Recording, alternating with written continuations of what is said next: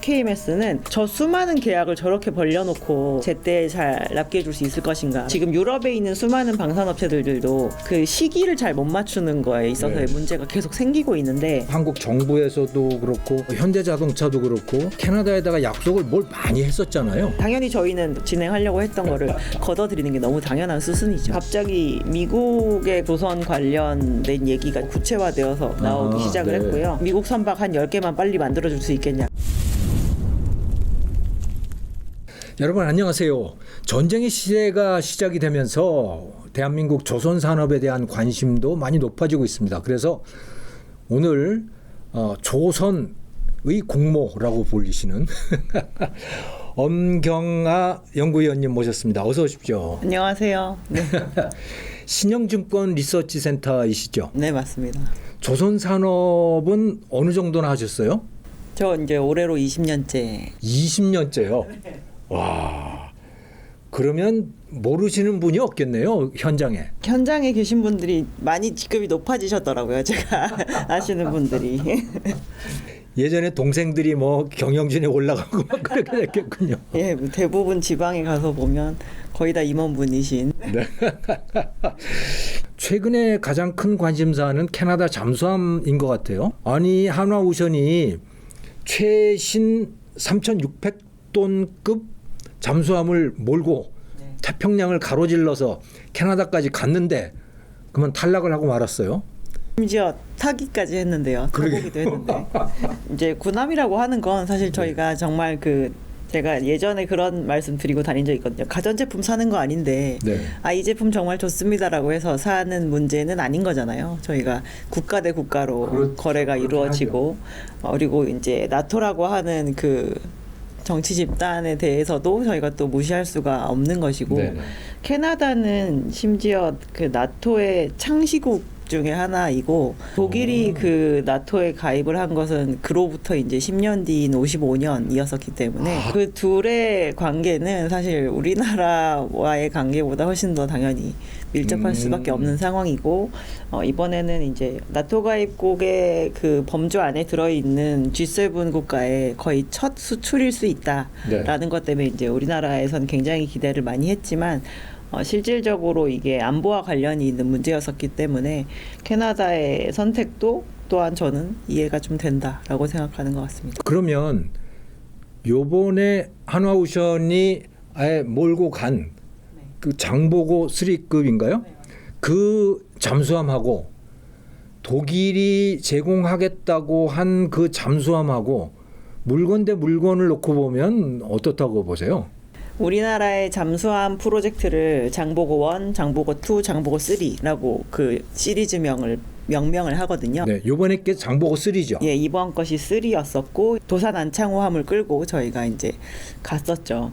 근데 이 장보고 시리즈의 가장 첫 번째 시리즈의 첫 번째 호선이 지금 요번에 저희가 경쟁을 한 그 업체가 만들었던 TKMS가 장보고 1을 만들어준 거예요? TKMS가 나중에 인수한 회사가 있는데 그 회사가 옛날에 만들었었던. 그래서 저희가 실제로 그 회사 경쟁사였던 그 회사 것을 사서 쓰다가 저희가 세 번째 시리즈가 되어서야 완전히 기술적으로 독립을 해서 이제 우리 거를 만들어 가지고 경쟁을 하러 나간 거죠. 그래서 독일 입장에서는 예전에 도와줬었는데 이제 갑자기 경쟁사가 되어서 나타난, 좀 황당하기도 했겠네요. 몹시 황당한 케이스였을 거라고 생각을 하고 있고요. 그래서 이제 말씀하신 3,000톤급대였었고, 이제 독일이 원래 잠수함 시장에서도 특히나 이런 수출 잠수함 시장에서 거의 꽉 잡고 있는 기술의 거의 원천가도 같은 그런 국가입니다. 그래서 우리나라에도 그렇게 장보고 1을 납품을 해주기도 했었고,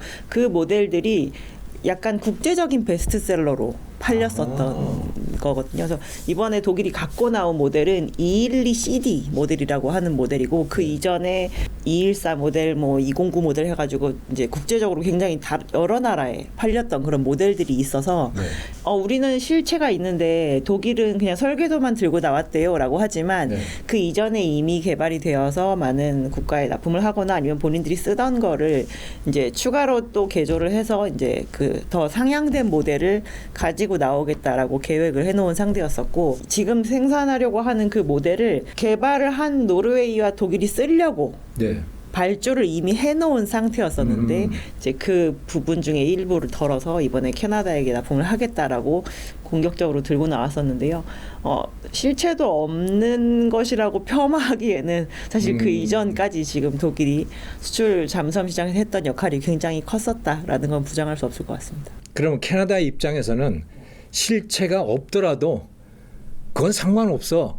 어차피 독일은 잘 만들 거야라고 하는 신뢰가 있는 건가요? 이전에 만들었던 그러니까 212 CD 모델은 이제 그 커먼 디자인이라고 해서 공동 개발 모델이고요. 네. 212A 모델이 이미 실체가 있는 상황이기 때문에 이제 이렇게 되면 우리가 여기에서 더 필요로 하는 기능을 좀 더 업그레이드해서 이제 이런 모델을 다음 우리가 쓸 차세대 모델인데 너네도 쓰자라고 하는 거니까 사실 이렇게 실체가 없다라고 폄하할 수는 없는 거죠. 잠수함을 선택함에 있어서 중요한 게 어떤 특성들입니까? 잠수함은 바다 밑을 돌아다니면서 뭔가 탐지를 하거나 이러한 부분이어야 되기 때문에 네. 사실 적국에게 들키지 않아야 되는 것이 들키지 굉장히 않아야 중요하죠. 그래서 저희가 잠항을 오래 할 수 있는 능력도 사실 좀 중요하고요. 네.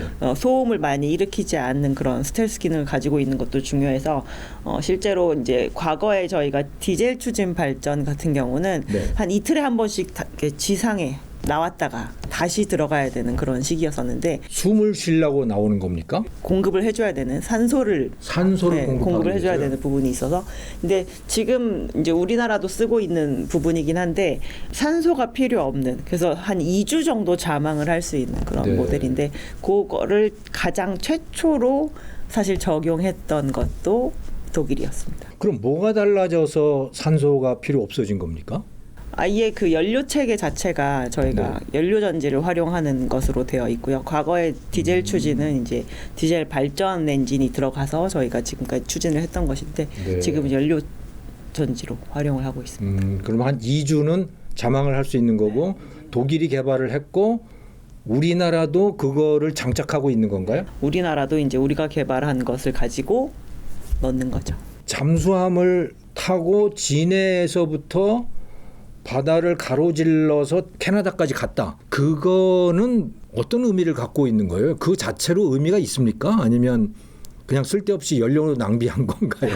국제적으로도 저희가 뭐 공동 훈련을 한다거나 이런 거를 네. 많이 진행을 하거든요. 거기에 가서 이제 수상함 중에서도 뭐 성능을 발휘하는 거를 좀 네. 보이기를 한다거나 하는데 이 부분은 이제 우리나라에서 만들어서 독자 모델로 만든 첫 모델 이걸 네. 이제 수출화 시키려고 하는 데 있어서 저희는 한 번은 보여줄 필요가 있었다라고 생각을 하고 있고요. 그거를 실질적으로 외국 입장에서는 지금까지는 우리가 내수로만 쓰던 모델이기 때문에 한 네. 번도 저희는 밖에 드러나 본 적이 없는 부분이라서 그렇군요.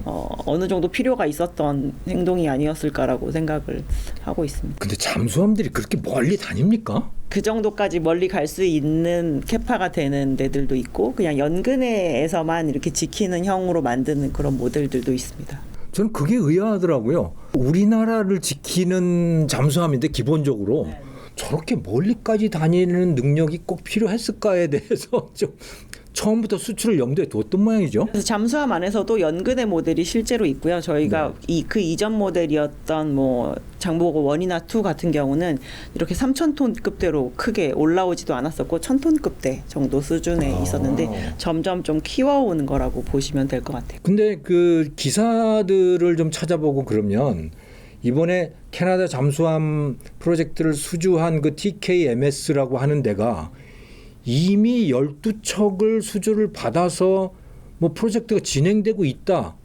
그런데 거기에 12척이 더 얹어졌다. 뭐 이런 기사들이 나와요. 아까 제가 이제 모델명이 212 CD 모델이라고 말씀을 드렸잖아요. 그래서 네. 이게 독일과 노르웨이가 같이 그 합동으로 개발을 한 모델에 해당이 되는데 네. 독일도 쓰려고 6척을 그리고 노르웨이도 사용을 하려고 6척을 미리 발주를 해놓은 상태였었습니다. 양쪽이 다 6척씩. 네, 그리고 이번에 이제 원래 처음에 최초에 얘기할 때는 기존에 이제 캐나다가 운영을 하던 빅토리아급 잠수함들이 퇴역을 하는 시기가 30년대 중반 정도가 되거든요. 네네. 그래서 전체 프로젝트는 12척 프로젝트이긴 한데 일단 그 빅토리아급이 다 퇴역하기 전에 그만큼은 일단 채워줘야 되니까 네. 독일은 36년까지 그럼 저희가 4척까지는 확실히 4척. 납기를 할게요 라고 얘기를 했었는데 그때 우리나라가 제시를 했던 게 우리는 35년까지 그럼 4개에 대해서 네. 납기를 하겠다라고 얘기를 했었습니다. 근데 이제 이번에 캐나다 정부에서 이제 발표한 그 발표문의 가장 서두에 보면 그 독일이 34년까지 그 4척을 일단 납기를 하겠다라고 했는데요.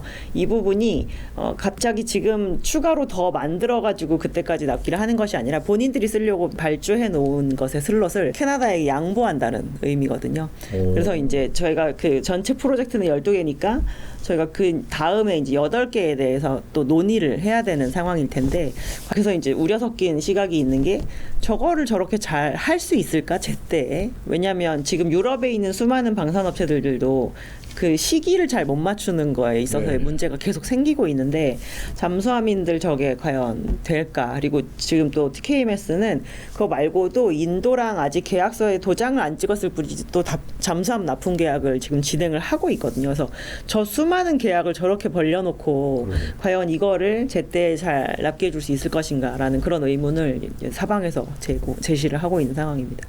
만약에 우리가 수주를 했었다면 우리는 충분히 소화가 가능한 겁니까? 우리는 그런 능력이 있는 거예요?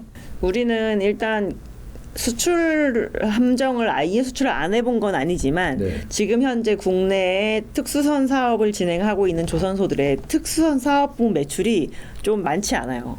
그래서 그 사업 부분들이 수익성도 별로 안 좋습니다. 왜냐하면 매출이 고정비를 커버할 만큼 든든하게 나와줘야지 저희가 좀 막 그 수익이 나고 있을 텐데 유휴 시설들이 있다는 이야기인가요? 방산 쪽에는 유휴 시설이 좀 있다라고 봐야 되는 거고 그렇군요. 잠수함 같은 경우는 사실 생각보다 상선을 만드는 것처럼 그렇게 거대한 설비가 필요하지 않기 때문에 만약에 이번 캐나다 프로젝트를 수주를 하거나 그리고 연속적으로 다른 수출을 추가적으로 더 수주를 한다라고 했으면 그 내부에 있는 사이트에서 저희 이제 설비에 대한 증설을 조금 진행하려고 준비를 해놓고도 있었습니다. 만약에 독일이 그 물량을 다 감당하지 못한다면 그러면 어떻게 되는 거예요? 지금 아직 독일도 최종 도장을 찍은 상태는 아니거든요. 그래서 캐나다의 발표문에 보면 이제 마지막으로 도장을 찍는 마지노선은 일단 27년이다라고 얘기를 하면서 거기에 나왔던 이 옵션 문항이 그래서 이제 한국을 아예 가세요가 아니고 일단 예비 협상 대상자로 남겨둔다. 아직 가능성은 남아 있다. 그래서 그런 부분도 이제 근데 이제 이러한 협약에서는 항상 저희가 최종적으로 그 세부 항목 하나하나까지 이제 합의를 다 해야 되는데 네. 마음에 안 들면 다시 하는 거지라는 조항은 어디나 있었지만 그렇게 네. 되지는 잘 않긴 하는데요. 근데 좀 걱정이긴 합니다. 과연 독일이 저 수많은 계약들을 다 제때 잘 성사시킬 수 있을 것인가? 그 관련된 기사 찾아보니까 독일이 그 호위함 사업을 하다가 그거를 중간에 2020 올해 뭐 폐기했던가? 그리고 뭘 다시 시작한다고 그러고 그들의 조선 능력에도 상당한 문제가 있는 것 같아요. 지금 보니까. 지금 유럽에 있는 전반적인 모든 조선소들이 때를 못 맞추고 독일뿐만 아니라 그래도 저희가 군함 좀 만듭니다 싶은 그런 국가들이 독일도 있고 프랑스도 있고 이탈리아도 있는데요. 독일 정부가 발주했던 그 호위함 사업이 이제 그렇게 중간에 잘 안 된다거나 미국에서도 대표적으로 작년 말에 있었죠. 이탈리아에서 만들고 있었던 이탈리아의 미국 법인인 핀칸티에리가 만들고 있었던 컨스텔레이션급 호위함 사업이 한 2척까지 지금 만들고 있는 것까지만 만들고 중단 이렇게 해가지고 중단됐습니다. 그러고 나서 그냥 미국이 원래 가지고 있었던 경비함 모델을 조금 수정을 해서 그 후속 프로젝트로 갖다 붙인다라고 이제 변경이 된 바가 있거든요. 근데 그 이유는 제때 그것도 진행이 잘 안 됐었기 때문에. 라는 게 이유였어서 이거는 독일뿐만 아니라 지금 이제 유럽에서 원래 좀 그래도 함정 사업을 좀 진행했다라고 얘기되는 모든 조선업, 그러니까 넓게 보면 제조업 자체에 있는 조금 공통적인 문제라고 생각하시면 될 것 같아요. 그럼 한국의 조선소하고 그 유럽의 조선소들이 어떤 차이가 있어서 납기를 못 맞추는 겁니까? 그들은? 기본적으로 한국은 이 전체 시장의 파이가 굉장히 큰 상선 시장을 쭉 영위를 하고 있잖아요. 그렇게 되면 아무래도 이거와 연결이 되어 있는 밸류 체인 안에 있는 모든 산업이 네. 어느 정도 사이즈를 가져갈 수가 있는데요. 유럽은 그나마 이제 이런 군함 말고 상업적인 선에서 지금까지 영향을 유지했던 조선업 영향이 뭐가 있냐면 원래 크루즈 정도가 있었습니다. 크루즈요? 근데 크루즈는 실제로 시장이 되게 크지가 않거든요. 예. 그리고 코로나 때 엄청나게 타격을 많이 받았잖아요. 그래서 23년 정도부터 지금 다시 발주가 좀 나오고 있긴 한데 그때 이렇게 맥이 확 끊기니까 그 배경이 되는 산업들이 다 그냥 문을 닫았군요. 줄어드는 거죠. 그래서 미국도 그 원래도 작기도 했지만 코로나가 굉장히 치명적이라서 생산량이 열 몇 척 되던 게 막 두 척으로 줄는 정도 수준까지 되게 됐는데 이제 그런 걸로 인해서 배경 산업이 완전히 줄어들고 그러다 보니까 종사자들도 굉장히 줄었는데 이게 명맥이 이어지지가 않는 거 그게 총체적인 문제인 것 같습니다. 그럼 우리나라는 서플라이 체인이 유지가 됐던 거예요? 유지가 되었던 거죠. 정말 다행이네요. 왜냐하면 이미 한 10년 구조조정을 겪고 난 다음이 코로나여서 그때를 잘 넘기고 났더니 이제 시장에서 물량이 우리가 하고 있는 사이즈보다 꾸준하게 더 많이 나와주는 상황이 된 거죠. 근데 이번에 한화오션도 그렇고 한국 정부에서도 그렇고 뭐 현대자동차도 그렇고 캐나다에다가 약속을 뭘 많이 했었잖아요. 네네. 그렇게 약속해달라고 시작한 프로젝트니까요. 그런데 그거 믿고 좋아했던 캐나다의 국민들이 상당히 있었을 것 같은데. 우리나라뿐만 아니라 독일도 네. 그러니까 경제적 효익을 가져올 수 있을 만한 다른 것도 같이 갖고 오세요가 이번 프로젝트의 전체적인 틀이었었습니다. 그래서 뭐 어디 공장을 지어주겠다, 뭐 어떠한 그 고용을 일으킬 수 있는 산업을 조금 발달시켜주겠다라고 하는 게 우리나라도 그랬고 독일도 그랬고 공통적으로 제시를 한 부분이 당연히 저희는 그 프로젝트가 안 됐으니까 원래 진행하려고 했던 거를 걷어들이는 게 너무 당연한 수순이죠. 예. 그 지역 주민들은 좋다가 말았겠네요. 독일도 뭘 가져오지 않을까요? 야, 그러면 한화는 이번에 그렇게 뭐 고배를 들었는데 지금 어떤 방향으로 나가고 있습니까? 한화오션은. 그러고 나자마자 이제 갑자기 미국의 그런 조선 관련된 얘기가 조금 더 구체화되어서 나오기 시작을 네. 했고요.